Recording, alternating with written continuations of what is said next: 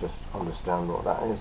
Okay, we are, when we're thinking about efficiency, thinking about how much we get out in terms of useful energy or useful power out compared to the total that we put in. Okay, sometimes we'll multiply that by 100 just to get a percentage. Okay, but let's have a look at this question. It says, if I decrease energy input without changing the energy output, if I have to put less in and get the same out, then that sounds like a good deal to me. So I think it's going to be yes or yes, so that's C or D. Let's have a look at this other column. What else have we got? Increased energy losses due to friction. We don't want increased energy losses. Okay, friction often leads to energy losses. So no and no, well that's still C or D. Increased work output without changing how much we have to put in. If we're getting more out without having to put more in, well that sounds like a good deal as well. So that's going to be a yes from me. So D is the right answer there. Okay.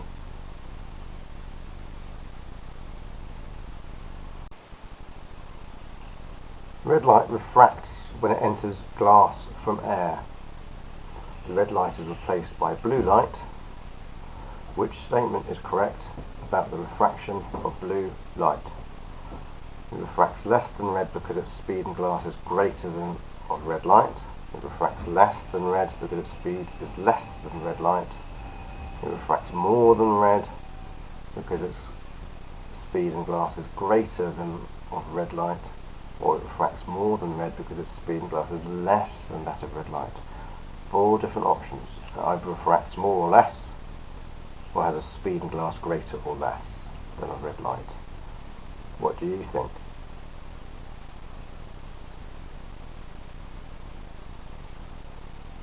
Okay, what is refraction? Well, refraction is when we have a ray of light, for example, that is transmitted, it goes through another material and it changes direction at the boundary because of the change in velocity of the wave. So here we can see our red light is coming in, it hits the boundary and it has bent towards the normal. Okay, the normal being a line of reference at 90 degrees to that boundary layer. Red light is replaced by blue light. Okay, so we're comparing red and blue. Well, let's just think about what we know about these different colours of light. If we think about the Pink Floyd album cover, you may or may not be aware of it. Let's say I've got a prism, a glass prism, and I've got a ray of white light coming in.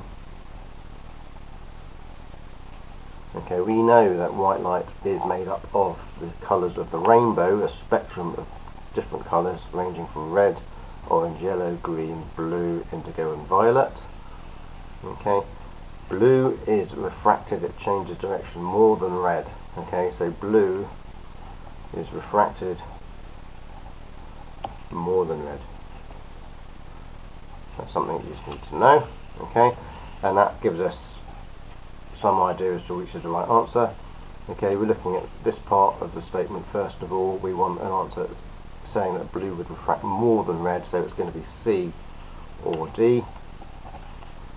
Okay, now whether that's because it blue's speed is greater or less in glass than a red light, okay, we need to understand why refraction occurs at all. So let's think about that boundary layer. Let's have an incident ray. Okay,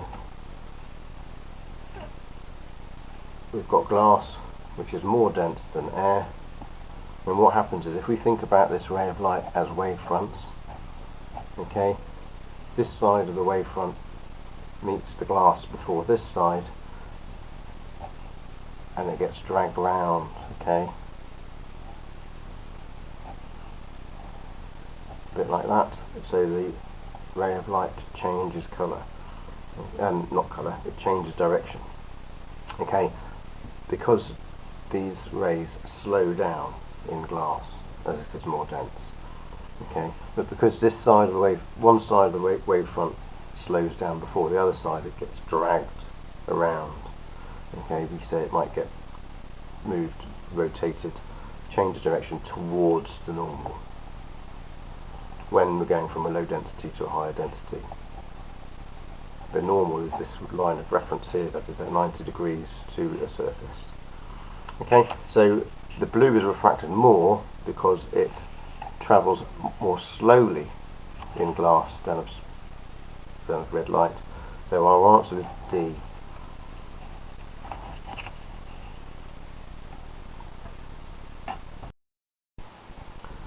The most abundant form of radium is radium-226. Its nuclear mass is 226, and its nucleus contains 138 neutrons.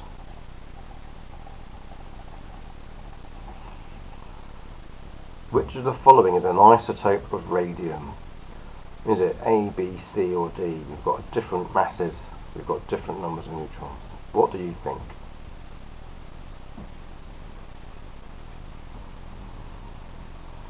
Right. What is an isotope of radium? Well, an isotope of radium is an element that is still radium. Okay, it's radium because it has a certain number of protons. We can't change that number of protons, otherwise it would become something else, not radium.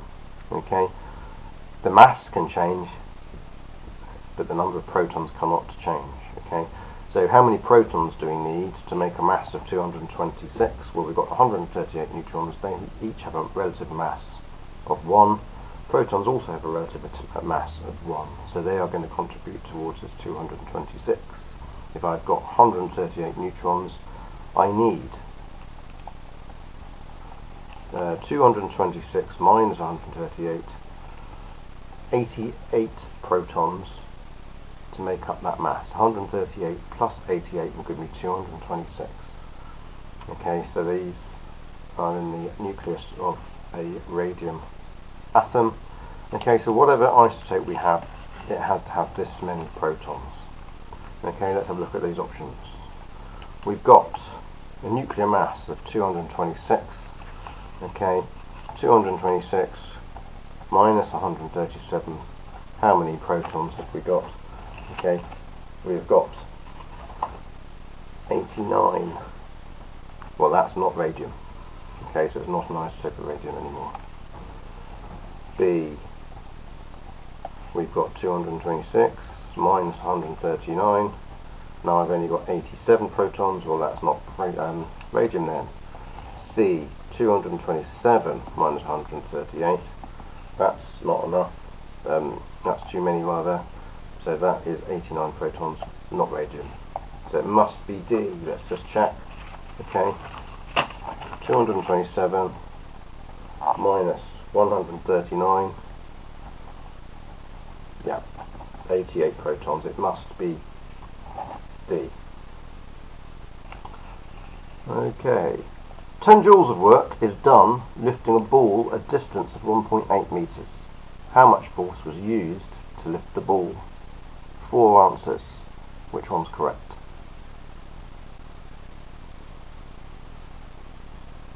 Okay, let's cleanse this. What have we got? We've got quantity of, we've got work done, 10.0 joules. We've got a distance of 1.8 meters.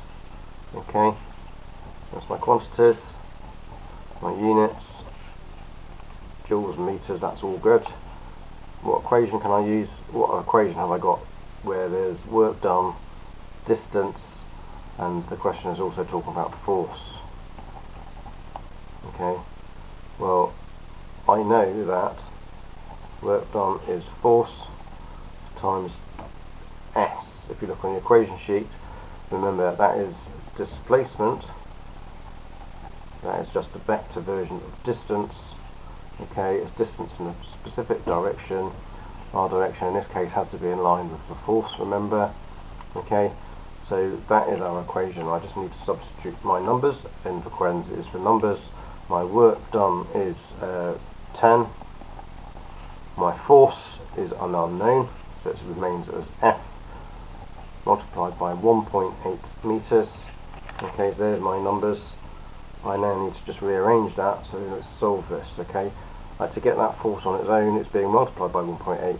I need to do the opposite. I need to divide it by 1.8, but I've got to do that to both sides. Okay, so 10.0 divided by 1.8 is going to give me f times 1.8 divided by 1.8. They cancel out, okay, and I'm left with f equals 10 divided by 1.8. Okay, so I tap that into my calculator, and I get 5.6 newtons C.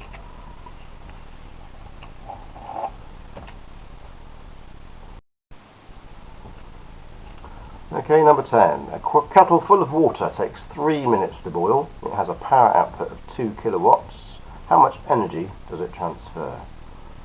Take your pick.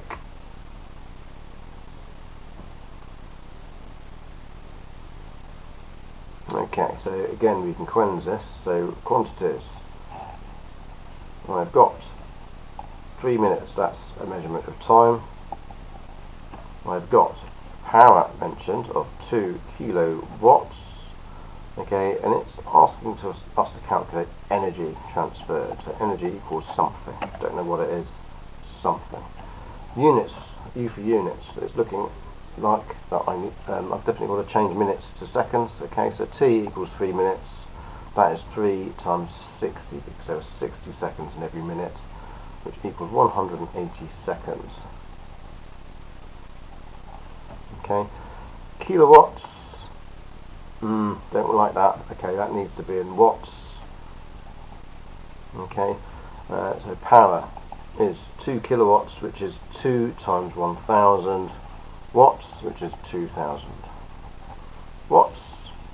Okay, my equation is going to be energy equals power times time. Put my numbers in. I don't know energy. It is E. Power is 2000. Time is 180. Okay, 2000 times 180 is 360,000 joules. So answer A.